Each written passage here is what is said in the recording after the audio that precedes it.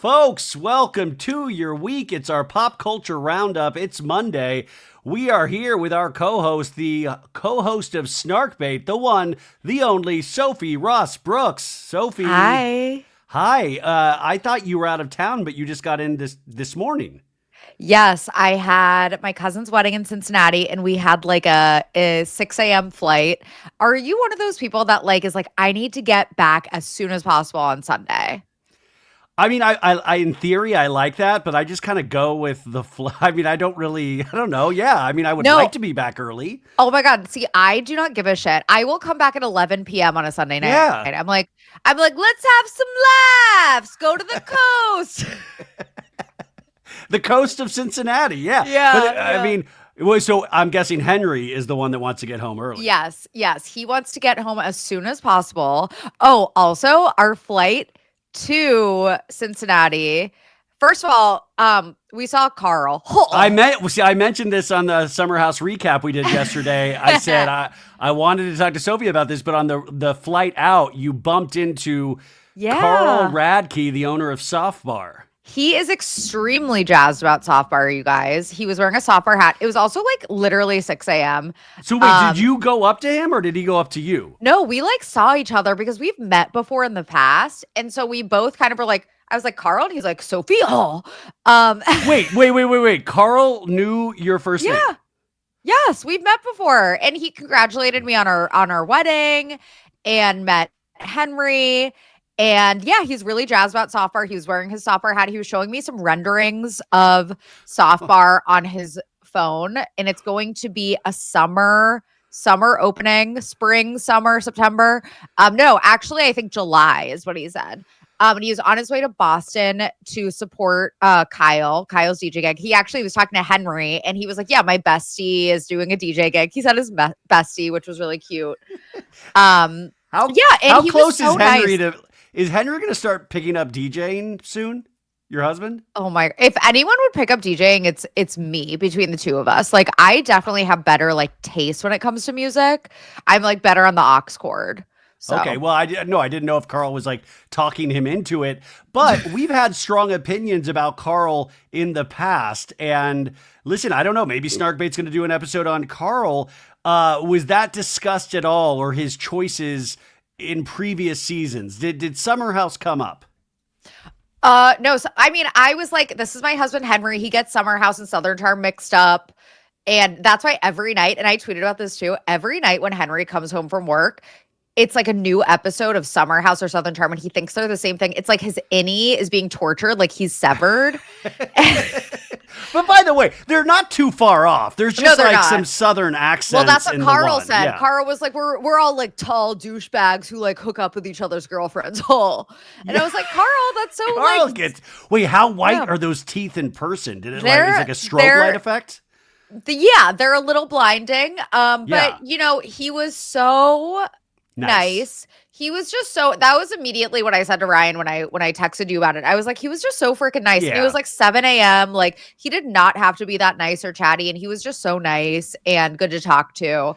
And yeah, justice for Carl, except I'm still going to make fun of him. No, also, obviously. Well, listen, I'm always team Lindsay, but it is silly as I get older, and years pass, the team thing. But I will say I'm one of the, I think, few people that was like, listen, this dude truly is trying to figure out who he is after so many years, like Jax Taylor, of substance abuse, that you see the awkwardness and maybe he wants you to feel bad for him. I don't know. But at the same time, I hope for the best. And it was very interesting to see him excited about the yoga instructor in Summer House that gave off, he said he was giving off lemur vibes. Lil. Yeah, Carl 9.0.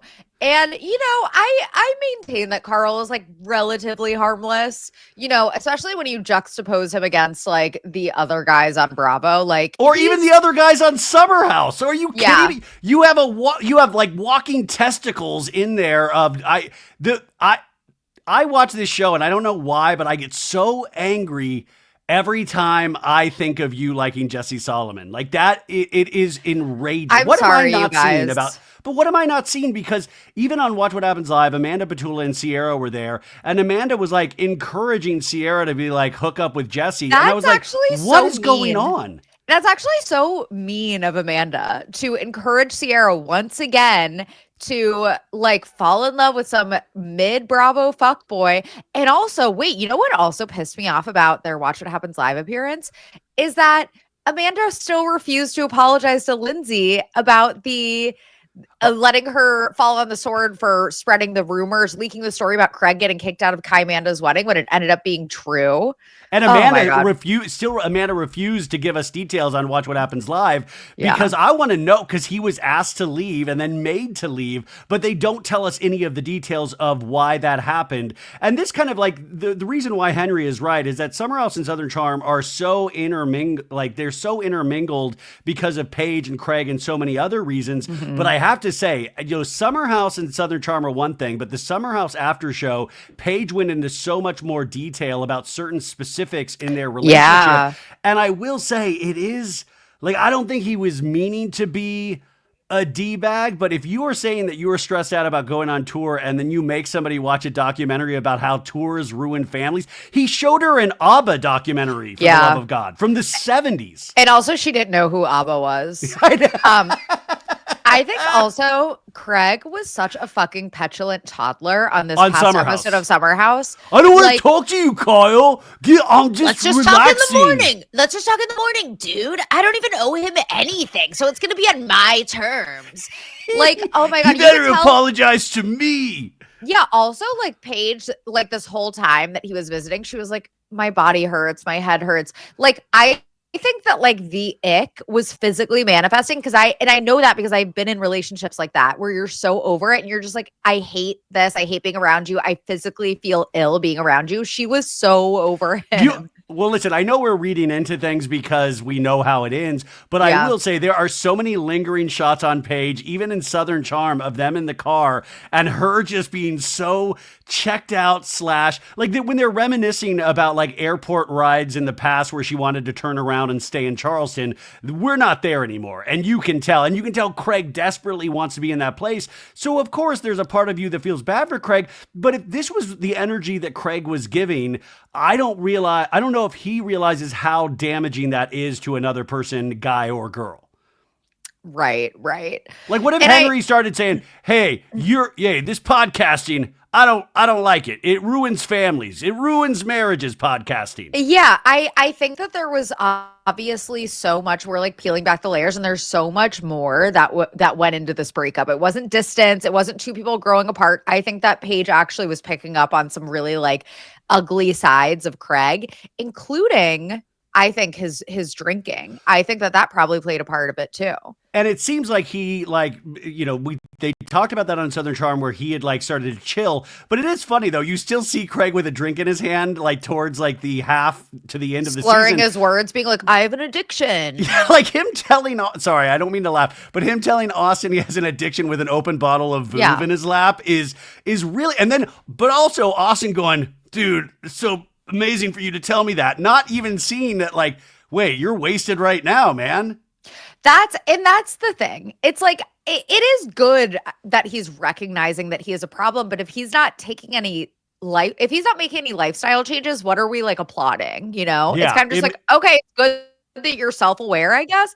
He also like, did you see that on Kristen Cavallari's like podcast tour, he was at one of the shows and he was like taking shots. Like it's not like it's like, oh, quit hard alcohol, yay. Like no, he hasn't. And I'm not one to judge someone's like sobriety journey, but like I don't know what we're supposed to be applauding about him like recognizing that he has an addiction, you know. Is there also a world in, and I know this is like a bigger step, is that Paige also might have been a little checked out due to his advanced conspiracy theories. Like it's cute when it's panda bears, but when you're following like Candace Owens and things of that nature, and RFK Jr., I'm sure it can get a little murkier. Now I don't know Paige's political leanings, but if Craig, like we see Craig like in these little sound bites or 43-minute episodes, but if Craig's on a heater talking to you for 3 hours about his beliefs, I wonder if that ever, and I truly, we don't know, but I wonder if that ever played a part in anything. Yeah. I mean, it's definitely possible. Yeah, and he's just like annoying as fuck. Like it's actually crazy. It's actually crazy to think about how long she put up with him, in that there was like a period of time over the past like 2-3 years that he was Bravo's like it boy, like golden He child. And probably still is in so many circles. Like I he don't think still this is has to affected all his of popularity. he still is to like the like Southern charm, like boy mom misogynist, like over on Facebook. That is very clear based on Facebook comments. I think of like the wider population of like us like normal like Bravo viewers, he's definitely fallen out of favor a lot. Isn't it wild to think that Paige has become this kind of bastion of like a certain type of feminism? And I don't even think she wants that title. You know, she just lays there with her phone, but now it's like standing up for like women having careers and wanting to do what they want to do with their bodies and not rushing It's into like parenthood. Yeah, she got the ick. It's like she got the ick. And I mean, it was amazing that like she, you know, was like, you can be 32 and start over. You don't need to have a family at age 32, like blah blah. Like that was amazing. Yeah, I don't think that she's like a feminist icon because she broke up with her boyfriend. I don't think she is either, but I've heard people say like these are like certain ideals and values, and I think it's really funny when somebody accidentally falls into being a voice for a gender or a type, and I think that's because that doesn't seem to be Paige's like want or desire. You know, it's like it's okay if you don't wipe yourself after you go to the bathroom. Like, what is it going to be where people are like, Paige, that's actually too much. We shouldn't support that. I do think, and not to plug snark bait, but we just did a 2-part episode on Giggly Squad, and we talk about how their brand of like feminism, I do think they posture themselves as kind of like feminist icons. And their brand of feminism is if you criticize a woman, that is misogyny. That is very much, it's very like Taylor Swift brand of feminism coded. And I say that as someone who loves Taylor Swift. And I say that as someone who respects Hannah and Paige and what they've built. I think it's very like feminism 101, but a lot of people love that. See, I don't know enough about the inner workings of feminism, but isn't there a part of that to be like, you know, if you are, women are allowed to be criticized, and that is why they are equal, if not even superseding men in a lot of ways, because they can take critical thought and actually accept that. I mean, I think that's a bridge too far, but I don't listen to Giggly Squad. And I mean, if I had all the hours in the day, I'm sure I would love to listen to it at some point. I see clips. It's okay. You don't have to worry about pissing off the gigglers. It's okay. I see clips. He's trying to pander to the gigglers, you guys. He's like, I would if I had more time. I think Hannah's great. I think she was so cool on the last season of Summer House. And I will say, when they've been talking about Hannah more on Summer House and they've been showing clips, and I get angry. I get the same anger that I had. All over.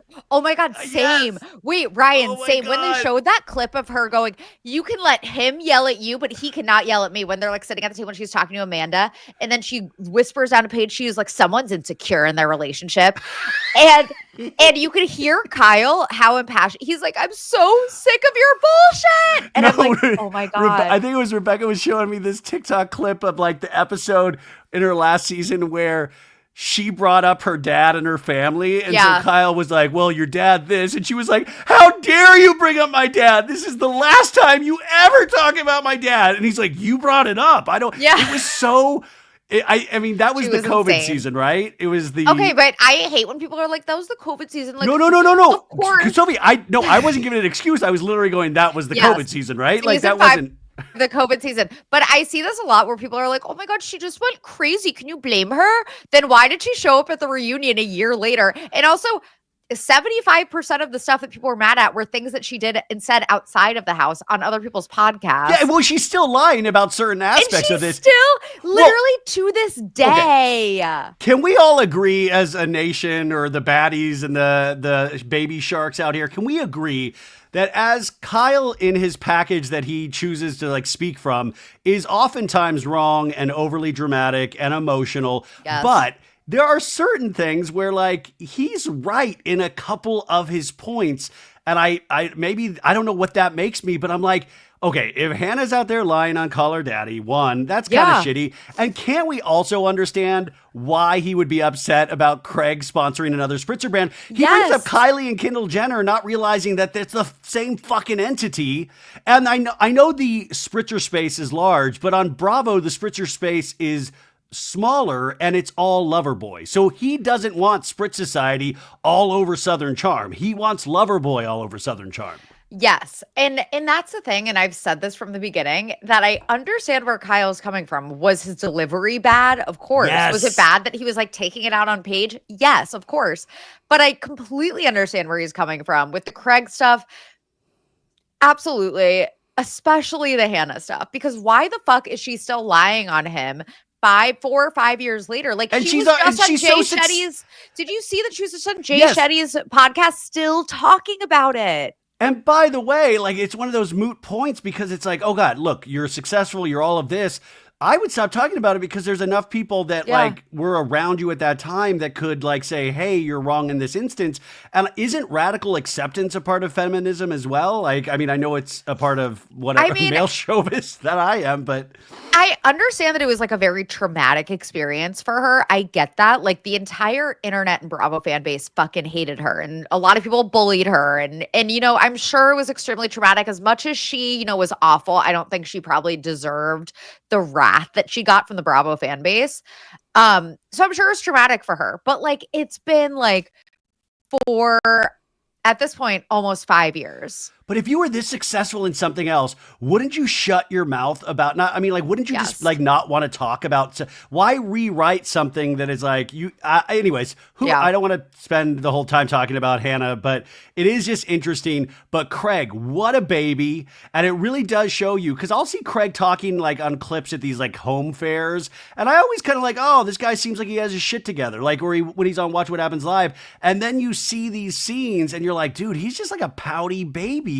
And also, that gives you no excuse for Southern Charm to have the worst finale in history. That was so boring and so bad. They should have ended it in the Bahamas. There's no reason for this.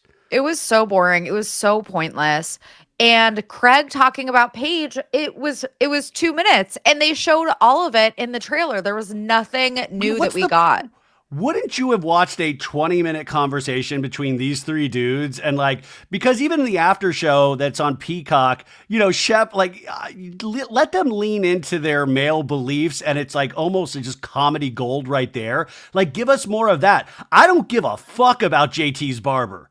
Like, if we're bringing barbers into this, like, could you imagine like bringing your hairdresser in, like a Fantastic Sam's hairdresser into this? It's so bad. And I say this on Snarkbait, our Dark Energy Tuesday episode that we recorded today that's coming out Tuesday.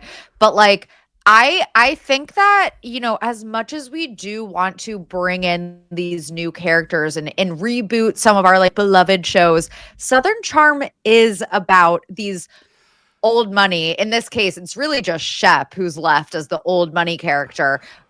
Chauvinistic, just awful. And Whitney.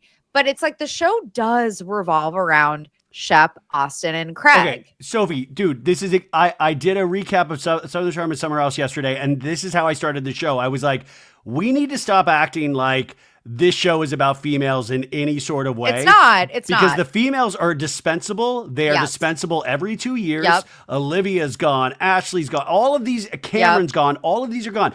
Let's just make it the Summer House Boys and call it for what it is. Southern Charm, but yes. Oh, yeah. Don't even, like the Southern Charm Boys, Southern Charm Bros. But like, why are we pretending to get these females involved when, it, you know, by the end, you're like, you've not given us enough of this during the season for us to care at the finale. Yes, exactly. It's just, it is what it is. And I think that's also why Madison, she's been siding with the Southern Charm Boys. And people are like, oh my God, I thought Madison was Paige's friend and like blah, blah, blah. It's like, honey, no, she's going to side with where the paycheck is. Yeah, and by the way, well, because Madison's a really fun character, but Madison's pregnant again. She has a husband. Like, how do you keep her logically on this show? And I think siding with these men is the way to keep her on this show.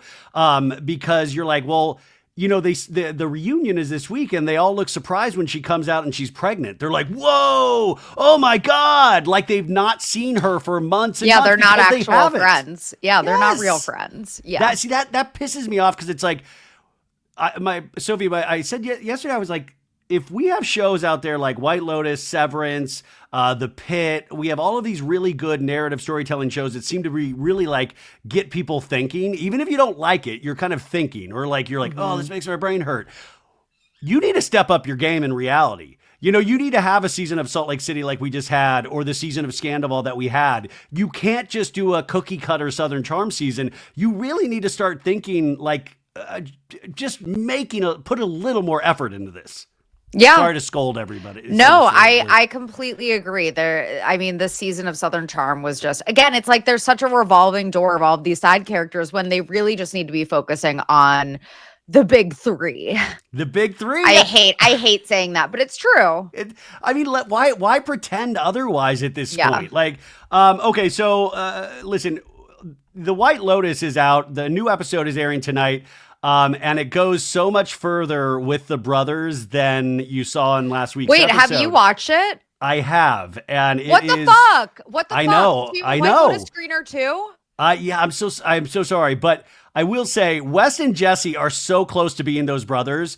The familiarity of these two men. Like, did you see Jesse doing the handstand and his like ball sack was right in Wes' face, and they're having the time of their lives. I know that you are mad at me for like ever standing Jesse. I really am. I fucking hate Wes. Did you see the clip from tell the audience. He's talking to Amanda in his pirate garb, and he goes, dude, like, I don't know, like, I just want to be cordial with Sierra, like, I just want to be on like can't we just be friends? Like, she's trying to make me the villain, and even though I didn't want to date her, doesn't mean we can't be friends. Like, blah blah blah. Like, he's so concerned with how the audience, like, he hates the fact that he's the quote unquote villain. And who cares if she's like setting healthy boundaries for herself?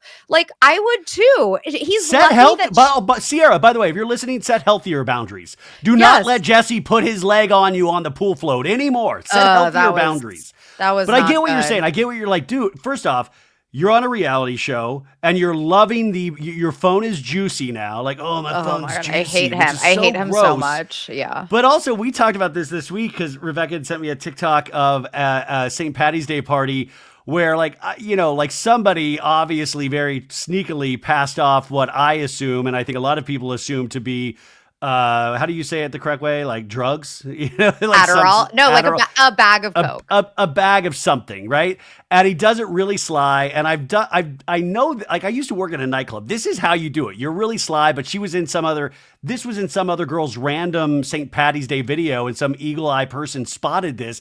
And I'm like, Wes, I get it. You're young. You're on top of the world, but be careful with that shit, dude. You are on TV. That shit, like the Brianna chicken fry stuff, also he talked about on the after show, and Brianna chicken fry.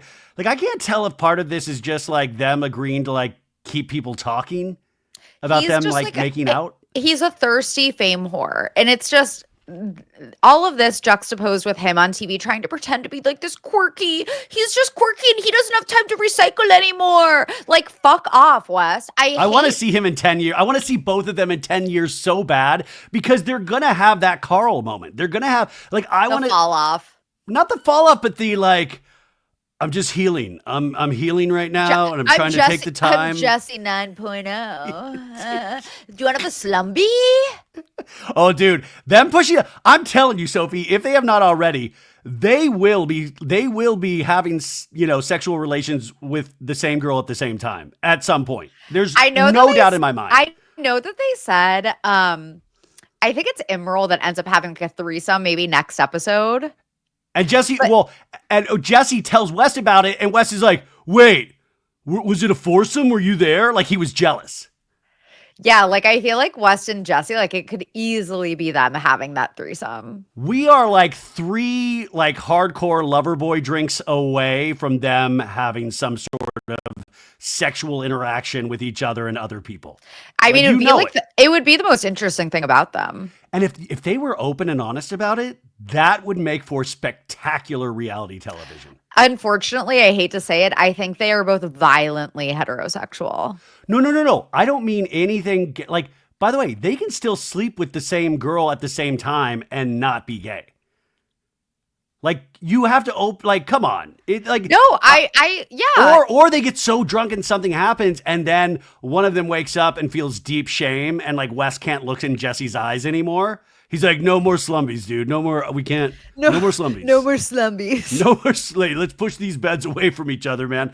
Okay, we talked a lot about this. Really quick, I don't think you're keeping up with Beverly Hills, and nor should you really. I think it's kind of a phone-in season. I heard it's horrible this season. The only thing I wanted to bring up was it's very frustrating. Garcelle tries to bring the Morgan Wade conversation back in and ask Kyle about this, and she really is like, I don't know, like maybe I'll have a story to tell someday. And I don't understand why nobody can ask Kyle anything, and I guess it's because she's the lead of the show. Yeah. But today, Face Reality 16, I think. She's awesome. Posted Kyle Richards with Morgan Wade in Amsterdam at the pancake house that her and Lisa Vanderpump ate at like 15 years ago on the show. And I was like, there she is. There's Morgan, the friend you won't, and by the way, could just be a friendship, but why can't we just say that? Why can't we ask questions about Kyle's special friend? Yeah, it's like bullshit. I mean, again, I haven't been keeping up with Beverly Hills this season, which is sad because I've historically loved Beverly Hills. It's like one of my favorite franchises. I just like could not keep watching it. But yeah, it's just such bullshit when our reality stars, and I feel like this is happening so much lately across many shows where we feel like our reality stars are hiding shit from us. And I feel like this is also coming out with, I know that like the Paige and Craig stuff, like I know that like hindsight is 2020 and you might not realize it in the moment, but it's like we were thinking their relationship was so like great. Solid. And then now it's all of this stuff is coming. It's like, I'm sick of our reality stars hiding shit from us. Well, also then hide it better, because then we end up finding out from like Daily Mail or TMZ or some Reddit thread, and I'd rather find out on the show. Like if you're selling your wares and your wares are yourself, and I know that's hard, but like would you rather us like see it through your eyes and your actual understanding, or would you rather us see it on TMZ and then we jump to the wildest of conclusions? And like, by the way, Morgan probably seems way more well-adjusted than most people, because she doesn't now want to be on the show. I'm Morgan. I don't want to be on the show anymore, Kyle. But like, we know it's there. Why do I know more about Mauricio's love life than I do Kyle's? Yeah, that's not good. She's the housewife. She's the housewife. You know who we are celebrating this week as a man? We are celebrating Pete Davidson, because headlines this week say Pete Davidson finally dating a normal girl. Did you see this? Yeah. So who is she? Is she normal? Because she looks like Bella Hadid. No, she's not normal at all, Sophie. She's a fucking model, and she used to date Jason Sudeikis, Benny Blanco. Like, if that's fucking normal, then I'm Brad. Hey, Betty, we'll get to you in a second. But I love that there was like a swath of headlines about Pete Davidson finally with normal girl. And it's a girl that's like genetically perfect. Yeah, and like she literally looks like Bella Hadid, you guys. And then I started looking into her and I was like, oh, she's dated a bunch of celebrities. Like, and by the way, that doesn't mean she's like dumb or a bad person, but I will say, but she's not normal. No, that's why I'm like, come on, can we stop saying, if we think that's normal and we're putting that out, that's harmful to everybody that says that's normal. Also, so like in that Reformation campaign, his tattoos were airbrushed out. He's gotten some removed, but not all of them, because they were on the beach, these photos, and he still has tattoos all over. And people were fuming. The Reformation lied to us with this campaign. Well, like, I was happy about it because blank Pete Davidson, like, made me really uncomfortable. I didn't like it. See, it makes me comfortable because I feel like he's just a canvas that we can start over on. I don't like it. Well, you don't have tattoos, right? You're clean. Yeah. Do you? Wait. Oh, yeah, you do. Yeah, you do. Yeah, I do. Yeah. Listen, I'm no Pete Davidson, but I do. And by the way, thank God, like because I've said this many times. Like there was a time like I would have maybe gotten the bat signal, like of it's all happened. There's like just bad choices. That's why I can never get a tattoo, because I know like in not even 6 years, 6 weeks, I'll be like, what was I thinking? Yeah. Pete Davidson. What if I got pop or no? Pop or no? Lorazepam. Tsunami. By the way, did you like last week's White Lotus? I did. So I know I'm defending this show as well. A lot of people are like, fuck this season. It's so boring. And it's a slower burn, I think in part because it's 8 episodes this season instead of the usual 6.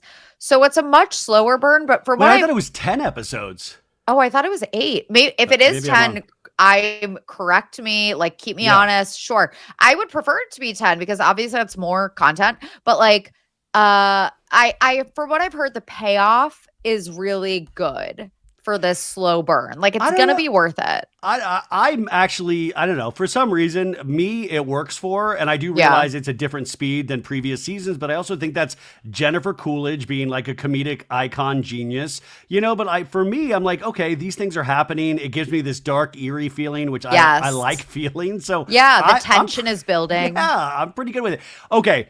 What the fuck is going on with Justin Bieber and Selena Gomez and Benny Blanco? Their new album came out this past Friday that they worked on together, and a lot of people are freaking out.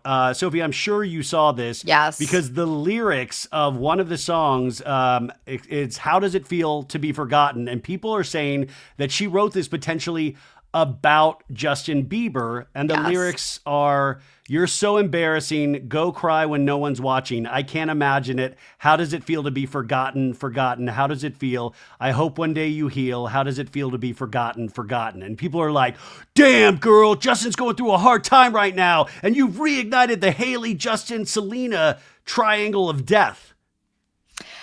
Yeah, there's also another song where it seems like she's almost like dissing Hailey Bieber too. She's really like going for it. And then meanwhile, Justin seems like he's spiraling on social media. And he's kind of like, I saw a tweet the other day that was like, if Kanye West was a woman, he would be under conservatorship by now. And I think the same thing about Justin Bieber. Like if this were a woman, no one's talking about it except like us, I feel like. And like and by us, I mean like the very online pop culture people, like mainstream media isn't talking about this. No, okay? Like we talk about Brittany, like mainstream media talked about Britney Spears and her conservatorship. Like we talked about that all the time. Amanda Bynes. Well, like Kanye West is legitimately, and it's almost sad for him, and I don't mean because of his mental illness, I mean because it's sad because he's almost begging for a conservatorship. Like he keeps tweeting like, I can't believe I'm going to get murdered for this. Somebody's going to kill me. And I'm like, you've now been asking to be killed for like the last year and nobody's killing you. Do you realize maybe that's a clue that like people, listen, I know that there are certain conspiracies that have some element of truth to it, but also if you are a fucking asshole, regardless of your mental health diagnosis, people are going to want to hurt you. Do they want to murder you? Probably. I mean, maybe in thought, but not actual taking it. Like Jay-Z, I guess you got to murder me now. He's literally saying shit like this. Yeah, it's like he like wants it to happen. Well, he called Jay-Z and Beyonce's kids the R word. Oh my God, it was like if you're a parent, awful. regardless of, wouldn't you want to like wouldn't you be so upset if somebody said that about your kids, regardless of your fame? Yes, absolutely. Yeah, he's like basically being like, guys, like I need to be put under a conservatorship. Help me. I need it. I need your attention. And please. Nobody does. Nobody does. And no one's helping him. Well, I mean, I'm sure that they've tried, but I know. Yeah. Well, it is. I mean, and this is one of those, it's hard because when you talk about it with Kim Kardashian, people are like, well, she got what she signed up for. She knew what she was signing up for. No. But it is wild. They had had visitation rights with Kanye, and her security or some security tipped Kim off that the Tate brothers, the same person that DJ James Kennedy was photographed in Vegas with a couple weeks ago, that have allegedly assaulted and R-word multiple women, was coming over to Kanye's house. So she had North grabbed up and snatched away, which I think as a parent, that's the right decision. Oh, absolutely. The fucking Tate brothers, like, are you fucking kidding me? Yes, get her far away from them. Well, it's like the fucking 1940s be like, oh, this is my buddy Adolf coming over. No, we're just going to chill. Like, North is fine. Can you imagine if this were a woman who was putting her child that she had partial custody over in the presence of the Tate brothers? Like, she would get fucking destroyed. Oh, you guys. And I know that Kanye West has like, Yeah, and I know that Kanye has gotten his fair share of criticism, but I feel like not enough. Yeah, I mean, it is interesting, like, because, you know, it's that delicate conversation that we keep having. And I try not to talk about Kanye, but man, it just, because I see it all and I try to like hold that in, but you're like, okay, you know, people are like, you know, he never got over the death of his mother.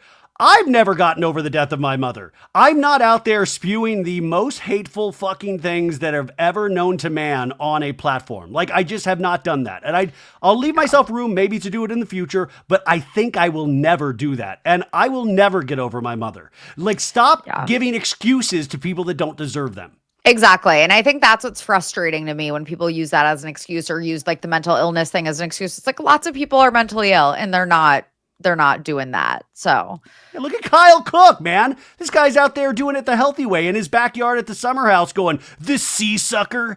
Like, wouldn't you love to, like, I know I'm jumping back to summer house, but wouldn't you love to just, like, Sophie, we should hide in the backyard at summer house one day at the summer house and just wait for Kyle to come out like crying and angry. And then we'll be snickering in the bushes and it'll be like, who is that? And wait, like, by the way, Ryan and Sophie, what's up? I read a review of his DJ set in Boston. Not good, apparently. Not very good. It was just Counting Crows. That'd be you as a DJ. Yeah, it would be. And that's why I'm not a DJ. I would literally be like, here's another one from Lou Reed. Round here. Yeah. Anna Begins. No, wait, what did they say about it specifically? It just like apparently like it was just not well done. It was not good. It was not just but the vibes were not great. He's getting gigs, dude. He's getting paid to do this at places. So, you know, he's already bringing in money. So whether it's good or anyways, I wonder if it's like he knows that his time on Summer House might be nearing its end. I mean, I love watching Kyle. I will never get sick of watching Kyle, if I'm being honest. I know that a lot of people are like, Summer House needs a reboot because the format of the show is, what is this? I'm the same. I'm so like set in my ways with how because even with like Wes and Jesse, I'm like, I have very strong feelings, but I'm like, never let them leave. Never let them leave. I want to see them. And I'm protective of all of them, including Amanda, including Kyle. But yeah, I don't want to see, I even like how ridiculous it is that you're starting to have way younger girls with way older men, because it just proves how ridiculous this concept is to begin with. And it's that reality of like Vanderpump Rules where you're like, oh my God, you guys there's no reason you should still be like hanging out in a summer house together or working at a bar together. And yet you do. And so we're seeing the weird after effects of them having to do this for money. Yeah. It's like Survivor. Yeah, exactly. So I don't know what they're going to end up doing. I know a lot of people are like, change it to Summer in the City or like a city version of the show. I don't know. But I think that Kyle is realizing that like it might be coming to an end. I don't know. It might be, this chapter might be near closing. And then also like Loverboy doesn't seem to be doing that well.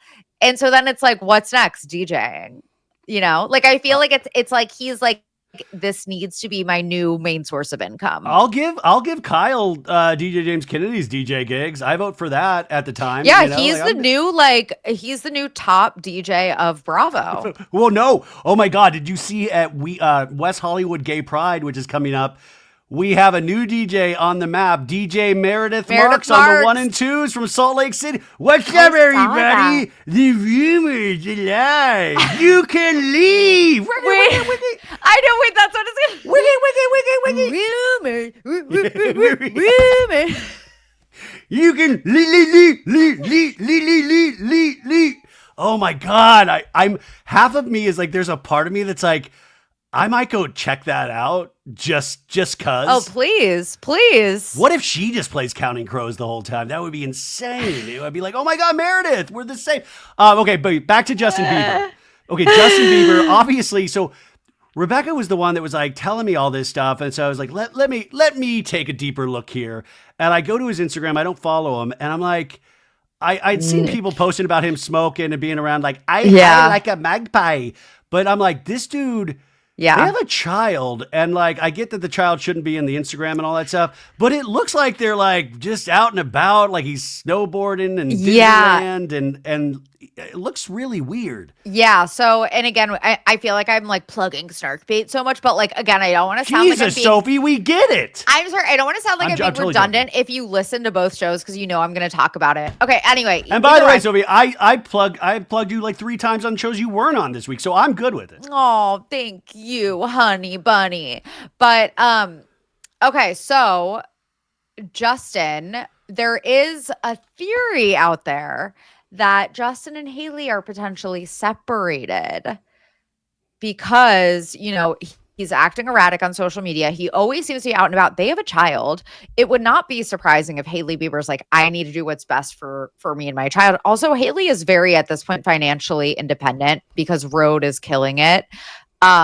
Oh, that's good to know. I mean, I forget about RHOBH. That actually, that's a very viable company, right? Yeah, it would not be a situation where she's like, I need to stay with Justin because I don't have any source of income or I don't have any financial independence. Like she does. So like, yeah, I don't want her to have to live with her dad, Stephen Baldwin. Oh my God. God, no. So it would not surprise me if they were actually separated. And that's kind of like a school of thought here is that they are potentially just not like together at the moment. And that would also like make more sense when you look at his Instagram. This is how I know I'm getting old though, because I'm looking at these photos and I'm like, I don't like the look of this crew he's hanging out with. I don't like this crew. They look like troublemakers. I'll say it. And then he was at like, it looked like some like I don't know, pancake house or something. Like I keep saying pancake house, but I was like. Original pancake house? I was like, I bet he has to pick up the bill for everybody. I bet he has to pay for everybody there. And I got like personally upset. And in his post, he says he's feeling unworthy and sometimes that he hates himself. And he also mentioned he's dealing with anger issues and addressing past pain. And he's focusing on self-reflection and personal growth.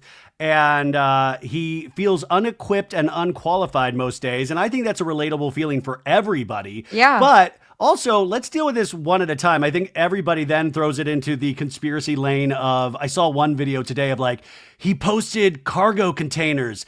That's cargo containers are used in sex trafficking. He's trying to give us hints that he was trafficked, which obviously that is a point of like, you know, contention with the Puff Daddy stuff.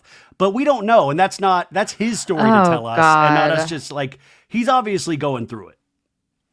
Oh God. Yeah. He's clearly going through something, whether it's like drugs or some sort of like mental breakdown. I don't know what's happening. I do like how he's friends with Kyle Massey. Do you remember the show Corey in the House? Yes. Well, I do know that. That's a fun fact. That is a fun fact. But also I was then going down the Selena Gomez, Justin Bieber dating timeline. And I didn't realize like that this was, you know, Selena Gomez, it was like kind of, what was it? Like 8 years of their lives? In some like they were back, they were on and off and on and off. And then it was a long time. And then like the Hailey thing was on and off as well. But then he broke up with Selena and then 6 or 7 months later, he was married to Hailey. Yeah, no, I remember that happening I remember exactly where I was. Like, I will never forget where I was. You know what I mean? Where it's just something so like shocking. I remember my old apartment sitting there. Oh my God, I can picture it so vividly because he had just been seen again with Selena and it was like Justin Selena back on. And then 5 minutes later, he was now dating Hailey Bieber and then Baldwin. And then they were suddenly engaged and married. Like it happened so fast. So, I mean, I understand that. And Selena, I think, went through a lot of obviously emotional turmoil. Yeah. At one point, she checked herself into a mental health facility as well. So, I mean, by the way, not that anybody has to ever win in a situation, but regardless of how you feel about Benny Blanco, it seems like she's doing really well. Yeah. Oh my God. If I got to work with Steve Martin and Martin Short every day, that right there is amazing. She has a new album, which I kind of like the album, but I'm not who this is targeted for. But it kind of sounds like Lana Del Rey, Taylor Swift. Like there's a good mix. I haven't listened to it yet. I feel like she's still trying to find her musical identity from what I can gather. But yeah, I think she seems like she's doing really well. And again, like it would cure me being able to work with Steve Martin and Martin Short every day. You know, you should make an album, Sophie. You ever think about that? I don't think you found your musical voice yet. My musical voice is round here. I mean, yeah. She's always. I think it would be like German death metal or something like that. It would just be really, really. You're like, oh, I didn't really expect that out of Sophie, but I encourage her artistic expression. Wait, do you like Timothy Chalamet as Bob Dylan again? Yeah, Sophie, it's me, Timothy Bobby Dylan. What's going on? Hey, yeah. I'm working on Kylie Jenner. She's got big old fake boobs like old Timothy loves. Oh, my God. I don't want no beef with Kanye. I'm just trying to do my acting thing. Yeah. Oh, my God, Sophie, the Met Gala is coming up again, and we got an announcement. I think you were going to make this announcement. Blake and Ryan. Yeah, because I was going to make an announcement this week that I will not be attending the Met Gala this year, and I don't think you are as well, but also Ryan Reynolds. Hey, speak for yourself. Wait, what was the year that you were in the hotel lobby when they were all getting ready and you watched everybody come out? Yeah, was that 22? It was like a couple of years ago. 2022 or 2023. Yes, I was at the Mark Hotel and it was like a work thing. And so I got to see all the celebs and it was so cool. I want to figure out how to go back because it was really cool. Just go to the Mark Hotel. But I know, but like I was in like a closed off part of the bar lobby. But the theme this year, what is the theme? I think a lot of people are going to end up getting canceled. Wait, is the theme It Ends With Us? Yeah, yes. No, it is. Let me make sure I'm wording this correctly. Oh no, I'm scared for Super fine tailoring black style. Wait, what? So it's about historically I don't know how to. Okay, explores the role of sartorial style informing Black identities, focusing on the emergence, significance, and proliferation of the Black dandy. What? So it's very. Like Black dandy was a term for like gay and wait, what now? I think it's supposed to be heavily menswear inspired, but then also has to do with the history of Black fashion. Wait, do they mean Black as in the color or Black as in the African American? The race. Oh, and no wonder didn't Blake and Ryan have their wedding at a plantation? Yes, they did. Maybe, yeah. So maybe that's part of it, but I think it's a tricky. I'm like, I feel like a lot of people are going to end up like just like botching it, and it's going to be like extremely offensive. But yeah, Blake and Ryan announced, and Blake, for what it's worth, has historically been like the belle of the ball at the Met Gala. It's like one of her big moments. So yeah, they're not going. Which, by the way, you know it's bad when you have to announce when you're not going somewhere. Like you're like, I'm making an they got roasted for going to SNL 50, which I totally get. Blake went to promote A Simple Favor 2, got roasted. So yeah, like it's probably not worth it. And there's so many lawsuits. Like we had Ryan Reynolds try to do a motion to dismiss this week his part in the Baldoni Wayfarer lawsuit. Blake did a motion to dismiss. There's lawsuits going every which way. And I mean, March 2026 can't come fast enough because I'm just so curious what the legal system, because it doesn't matter. Like, I feel like Baldoni's won the PR campaign with everything that he's released.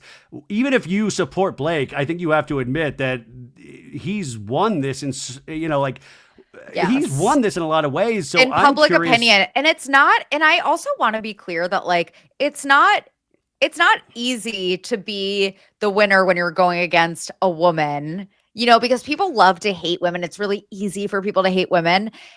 But if you actually look at the legal documents, if you actually look at the receipts, it is very damning against Blake and that's Ryan. That's why I'm curious. Like my little mind that doesn't have a law degree, I want to know how the legal system looks at this. Yeah. I want to know what they say about this. I want to and is there more things that there is a plausible explanation, because I keep wanting to believe Blake and then I'll read some other things. And I do think they launched Blake kind of, I guess, started it in some ways. So I want to know, did Blake truly feel that she was being sexually harassed? One, and I don't know if you can ever prove that, but two, I mean, they did do just like a search and destroy case. Like they napalmed Blake and Ryan. Like they released everything. And I think if this had usually you just don't get that much information and you don't give it to the public before you give it to all the lawyers. And that's where they've kind of won it. So I don't know. But yeah, I think it's a smart move not to go to the Met Gala. I've listened to a lot of good podcasts on this whole saga, but I've yet to find a legal based podcast that talks about it, that does a good job of framing it. So please let us know if there's a good podcast, a lawyer podcast or something where they can explain the actual, like someone with a law degree. Yeah, that's the thing. Because I'll sit there and I'll read the law, or I'll talk about the law, legal documents, and I try to look at it through like a little bit of a sense of humor when it sometimes just really isn't funny, and you're just kind of like, wait a sec, I need to understand. There needs to be a better picture painted because they have. Anyways, I need Did you ever watch How to Get Away with Murder? No, I didn't. One of the Shonda Rhimes shows. Oh, never mind. No, but I understand what it was about. It was about a lady murdering people and getting away with it. I know. I'm like, I would love an Annalise Keating podcast. Like that's what's kind of missing in my rotation right now. By the way, like Shonda Rhimes, like what a prolific. Why is there's like a really iconic line from like the pilot, literally the first ever episode of the show. Do you know what I'm going to say? I'm going to get away with murder. No. Why is your penis on a dead girl's phone? And then it like cuts to black. Sorry. Okay, so we got a couple more things. Let's see here. Okay, we did. Congratulations to Sia. She welcomed a baby girl this weekend. It's her third child, but she also announced this in conjunction with her divorce. And do you know what she named her child? Carolyn. Somersault. No. Yes. Wait, like the actual like full word? Somersault is the baby's first name. And it's spelled the traditional way. Yeah. Wait. What if on top of it she misspelled somersault? No, it's like somersault. But what if it's like summer, like the season - salt? Like that actually. Oh, that's beautiful. Chic. Yeah. I know. It's kind of chic. No, maybe that'll change up at some point, but it's actually just somersault. And I was looking at baby names the other night, and I was like, somersault was not anywhere in there. Cause like, that's the other thing you have to find like one that is not too trendy now and one that is like classic. No, you don't say. Classic. I would have thought it was in the top 50. Yeah. But I'm just like like what Matt, like I was trying to think of like what you could just name a baby anything. You can name, I actually know a girl, and I'm not going to say like what the baby's names are. Well, then why? Because I don't give her away, but it's just a friend of a friend that I follow on Instagram. She's just completely made up words for her baby names, just completely made up. They don't exist. They are just completely made up, just of random vowels and consonants put together. But like, do you think? I don't know. That's part of freedom, I guess, where like, you're filling out, you can't have like a doctor be like, I'm sorry, that's not going to fly. Like we're thinking about the overall health of the baby. Yeah. There should be like laws and stuff in place. Yeah. Like could I name a child? Can I name a child yeast infection if I wanted to? You literally legally could. See, that feels like see, that's where I believe in freedom. Are you in like the Name Nerds subreddit? There's a subreddit called Name Nerds. Unless people will send me Reddit threads and then I'll look, but I don't scroll around on Reddit, but like I've been on there because people will send me Reddit threads. But I didn't even know that there is a name Reddit thread. There was like a thread the other day, and it's like old names that have weirdly fallen out of fashion that I think could make a comeback. And it was like Dorothy, like Edith, or like whatever names like that. And then one on the list was Adolf, and everyone was like, "Wait, fuck off." Like thanks, Kanye. Like it's becoming normal again. This is kind of backwards thinking that we're in now, where some asshole will do that, be like, "Cause that's what freedom means." Yeah, Adolf. Exactly. Okay. Do you really give a shit at all about this Meghan Markle stuff? And like Gwyneth Paltrow now is accused of mocking Meghan Markle despite their friendship because, they joked about like the Goop kitchen, and it was like, Tracy Anderson's actual kitchen and Meghan Markle uses a set, not her actual kitchen. Like, are we just trying to find things to like, are we really just bending over backwards to hate Meghan Markle, or does she deserve it? People bend over backwards to hate her. And look, like, she's not, I know I said, a couple weeks ago, maybe it was last week, that like the worst people in the world hate Meghan Markle. I'm not saying that you are automatically a bad person if you hate Meghan Markle. I understand why she gets under people's skin. She is very obnoxious in a lot of ways. I'm saying that a lot of people hate her for the wrong reasons. A lot of them are racist. Generally speaking, I do think that she has made a lot of missteps since leaving the monarchy. And she says and does a lot of really just like, and so has Harry. Yeah, so is Harry. Oh my God, completely.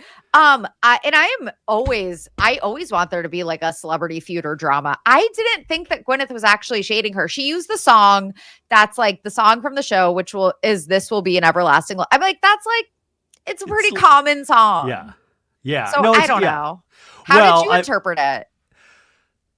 I mean, I sometimes, and this isn't conspiratorial, but I sometimes, as I get further along in this, it's like I realize that even people that hate you, that still gives you attention, and it's never the attention that I want, but I do realize that it is like it brings people to places. Like if you are being extremely hateful, or if you do, like it you can grow faster even with people hating you. In fact, you will grow faster if people hate you. And so in some ways it keeps her name out there. It keeps it alive. Yeah. But in some ways I'm just like, well, can't we just talk about like the show just being potentially bad and not Meghan Markle herself? Or Meghan seems like, when I was watching that docuseries a couple years ago that they did for Netflix, she bugged me because she was like, my love, come to the beach, my love. Because I just don't like that type of person to begin with. But that doesn't mean, and also that's the thing I wanted to ask you, is it even really, like, think about this for a second. I think it was worth it in the 80s and the 90s.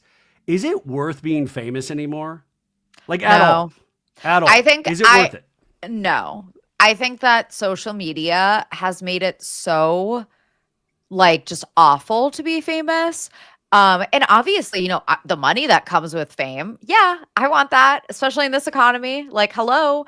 But like the actual like fame and like just attention on social media would be terrifying. I mean, it's terrifying for us, and we're not even famous. I mean, no, it truly is. Like, you just never know when you're going to hit a DM or something that says something really nasty towards you, and it kind of rocks you. So I really have thought about that so much because I've loved entertainment throughout my whole life, and I've never seen it at the pace that it is now. And also, like, you have all of this good work being put out, but at the same time, we then kind of, like, I think it's also reality show based as well, because we are so used to like being entertained by reality, but then there's no off the clock. We then talk about your life 24/7. In fact, they had the Vanderpump Villa season 2 trailer this week on Hulu, and they've changed up, they've changed most of the cast, but they've added Miss Nastasia Schroeder. Stassi Schroeder has come to help me with my villa. Oh my God. And we see her,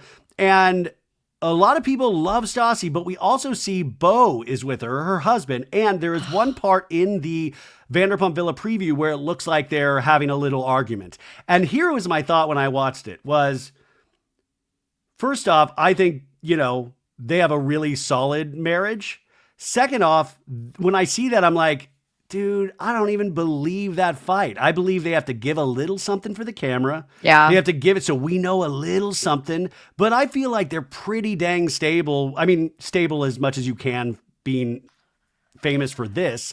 But I feel like that's the thing, is that you're like, oh, we have to give them a little fight. We have to give them a little razzle dazzle. And so we see this little clip that'll probably turn out to be nothing, but we're not going to watch a marriage breakdown on Vanderpump Villa season 2. We're just going to see Stassi come back, and that's going to help save Vanderpump Villa because not enough people watched it in the first season. I know people are excited about Stassi's return to TV. And totally. I say this as a former diehard Stassi stan. I don't want her. I don't care about Vanderpump Villa. I think that Lisa Vanderpump is a disgusting person. I think Stassi is doing just fine not on TV. I don't think that she was amazing on Vanderpump Rules back in the day. She is living a completely different life now. She's not that messy, Stassi anymore. Kids. And that's great. She has 2 kids. She's in a happy marriage. She's happy. She's successful. Like, It's what are you going to bring me? I have zero interest in watching Vanderpump Villa. Zero. Well, Less than zero. I'm going to still watch every episode regardless of interest. But I was just thinking, what about season 3? We put Hannah Berner in there instead of Stassi. Like every season, it's just like somebody that used to be on Bravo, and we put them over on Vanderpump Villa. What if I killed myself?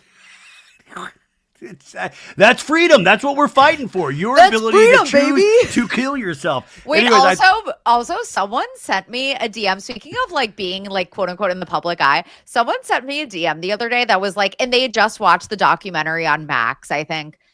and they were like, Place in the Family, or what was it called? An update on our family. And they were like, I hope people send you death threats. And I was like, you're gonna hope people, but you're not going to you're not gonna commit to the bit. Like at least commit. They said, I hope people send you death threats. It's like, but you're not going to send me one? I had somebody said something really nasty about my mom once, and about how she would feel about me, and I had to take beats, and like I don't even talk about half the I don't like those I mean I appreciate the influencers that'll put a hate comment and they'll post it online and they'll talk about it. That's never been me, and I don't think I could ever do that in the first place. And I'll just internalize it or talk to my therapist about it. But like sometimes I want to blast people so bad and be like, this is insane. This is insane. But that's insane. You're like, I don't know if you invite this in by talking about, I don't know. It's you, no one deserves that. No one deserves that. I'm sorry that you had to see that. That's no, but you see it too. We're all going to see that stuff. And if we're on the wrong side of somebody's opinion about somebody that they love passionately, you are going to hear about that. It just seems like that's the name of the game. And that's like, again, and we're saying this as people with, I mean, me, even smaller of a platform, but relatively small platforms. Like imagine being like a real, like big celebrity in this day and age. But that's what my thought was. You got 10 more minutes? Yeah. Okay. Well, I wanted to, first off, I'm bracing myself, but the reason why I was thinking about this was we had the Severance finale, right? Which I'm scared to ask you if you liked or not. No, I actually did. It does not affect my enjoyment of it if you don't like it. No, I did. It was heartbreaking. It was heartbreaking, and it was like just like an hour and 17-minute film. Yeah. But Rebecca and I went to the Dolby Theater and saw it live, and then they did a talk back with everybody. The only people that weren't there were John Turturro and Christopher Walken, and Milchick came in with a full-on marching band, like the scene. He had the USC march.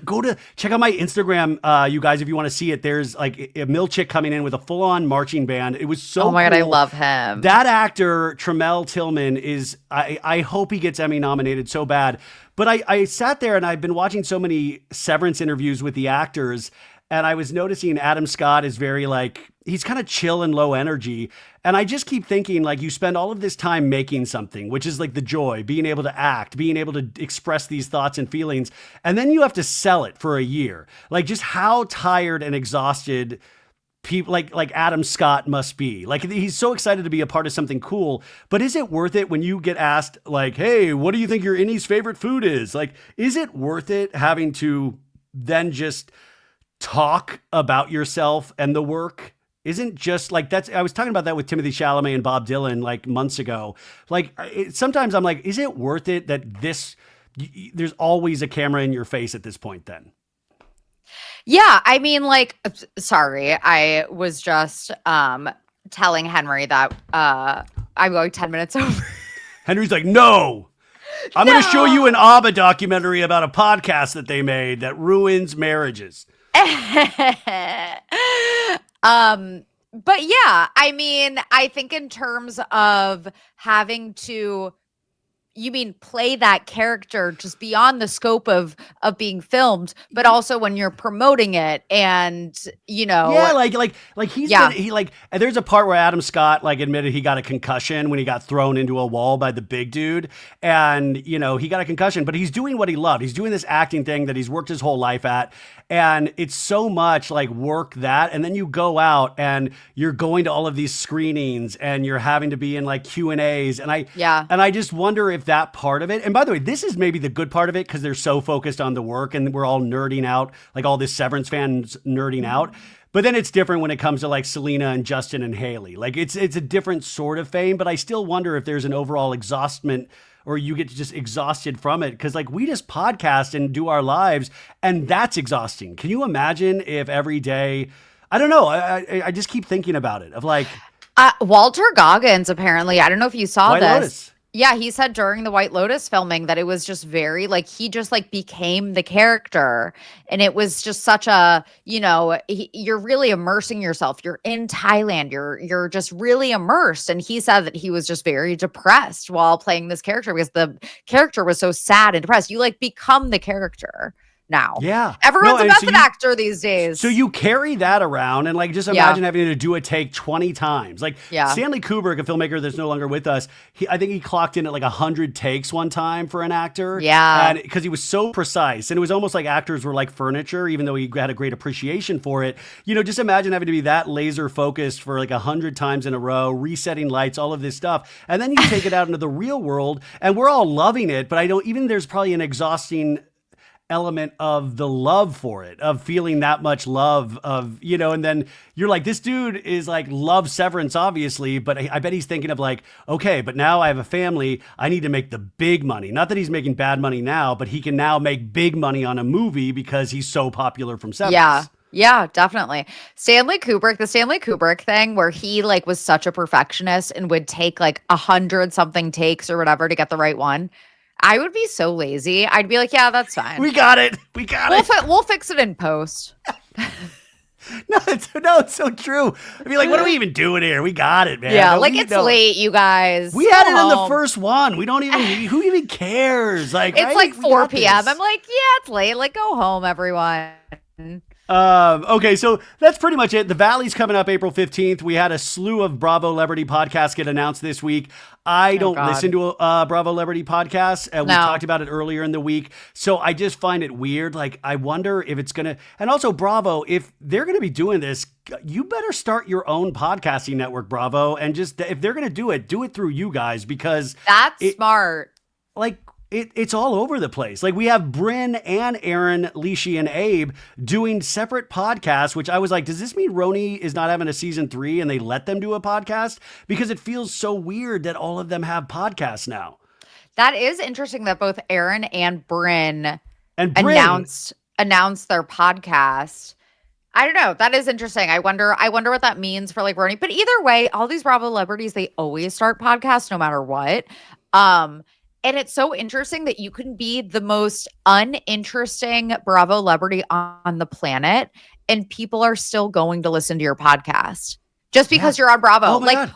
All these Bravo lovers, they always have very successful podcasts and they are often extremely uninteresting. But for the Bravo audience is like, I need more. I said that at some point this week where I was like, if you are a Bravo celebrity and you have a podcast and it's not doing well, that's on you. Because usually a Bravo celebrity podcast automatically does well. Get your foot in the door. Like Michelle Lally. Michelle has one now. Jax has one. Brittany has one. Janet has one. Like they all have podcasts. What's Michelle called again? It's like Single and Sassyless. It's called Let's Get Sassy or something. Yeah, something with the word sassy. Yeah, like it was Sassy Michelle Lally. It's it's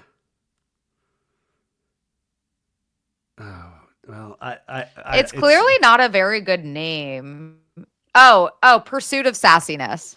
That's kind of, I mean, it's cute. It's clever in a sense. I just like, but now you have to do it every week. Now you have to do the podcast every week. But I think I just do not want Jason Lally or what's his dude? The Lally guy. Oh, Jesse. I don't want Jesse to have one. That'll upset me. Bravo historian Samantha Bush she like posted that clip of when he's wearing a beanie and he like smells Michelle. I changed over my ketamine therapy. I love your musk. But yeah, Valley's coming back. The podcasts are coming back. Oh my God. Quickly, we want to give a congratulations to Tina Knowles, Beyonce's mother. She is being awarded with Mother of the Year. And guess who has given her the Mother of the Year award? Beyonce? No, Billboard magazine. And you might ask, what does Billboard magazine? Is that a parenting magazine? No, it's a music magazine. Why is Billboard giving Tina Knowles the Mother of the Year award, the first ever Mother of the Year award? Tina Knowles is coming out with a book, so obviously this is part of a PR campaign. Like Tina Knowles is literally going on tour with her book, and I'm thinking about going to the Wiltern to see her, but I don't like in conversation with Tina Knowles. But like, it's so weird when places like that. Well, but it was like Cat Fancy all of a sudden was like Dog of the Year award. Like your music. Ryan, I love how you're like, if I had more time in the day, I'd listen to Giggly Squad. I'm going to go see Tina Knowles on tour. I'm going to watch Vanderpump Villa season. No. I'm hard of hearing as I get older. It's hard for me to listen to things. Stop. Okay, Sophie, what are you watching this week? What should we, I mean, we've got Snarkbait. We're going to go rate that 5 stars. Yes, please. Who are we dealing with this week? Is it a surprise? Is it Giggly Squad 3? What are we doing? It's a surprise, but it's a male. It's a guy influencer that you guys all know and love. Gay or straight? Just, you're going to have to find out. Okay. Well, also sexuality is a scale. It's fluid. It could be a bisexual person as well. But yeah, White Lotus. Very excited to watch that in 30 minutes. I don't know. What else am I watching? Dude, and Henry watches that with you, right? Yes. You guys text Rebecca and I after you finish it. Just the fun. Oh man, because you think you're so fucking cool because you already got to watch it with your fucking screener. You need everyone to know that you have a screener. So literally, the screener thing is truly the only, like, I feel like that's what I have. Like, that is like, I don't have a lot, but that's what I have. I will say, you guys, Ryan is the hardest working man in show business. So truly. He deserves it. You think The Rock works this hard? No, he doesn't. Anyways, I'm working on my summer body. And I do also want to give a shout out to 2 docuseries that we've talked to the creators. Fox Hollow Murders on Hulu, 4-part docuseries about the Fox Hollow murders from the late 80s. That is insane. And we have the director Alex Jablonski back with us after this. Because I talked to him before, but then I had questions once the release of this happened. So he's back with us. But also that 5-part Karen Reed docuseries that you can stream now on Max. Oh, I heard that's really good. I wasn't a big Karen Reed follower of the case, so even if you are obsessed with it or if you don't know anything, this is just a well-done docuseries that does not choose sides, but gives you like behind-the-scenes access in Karen Reed's, like, her lawyer's war room with Karen Reed. It blew me away. I watched it again, 5 parts again, and I think it's just incredible. But you guys, he doesn't have enough time in the day. Ryan, edit this out. Edit this out. Just edit. Snarkbait, everybody. Sophie Rice Brooks. Yay. I'm going to go watch that in the shower before White Lotus starts. You're watching stuff in the shower? Yeah, I put my Octo Buddy. Wait, you have a TV in the shower? No, it's my phone, and I have a little Octo Buddy that influencers use to film content, but I use it just to watch shows because God forbid I'm like alone with my thoughts. You know? I know. I need something at all times, and that's why I will be starting listening to Giggly Squad this week. I'm excited. Bye, guys. Have a great Monday. Bye.